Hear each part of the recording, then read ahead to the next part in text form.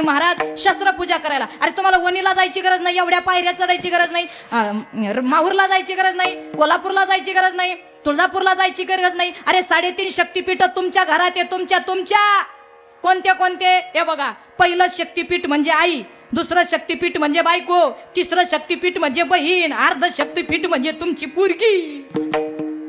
हे शक्तिपीठ जगू देतात का महाराज? आमचा एक पाहुणा आहे, त्याचं आडनावच वाघ आहे.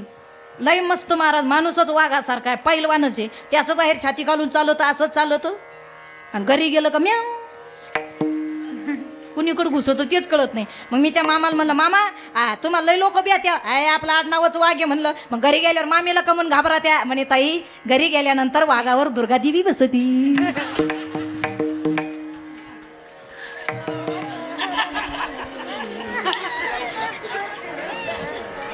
घरी गेल्यावर वाघावर कोण बसत?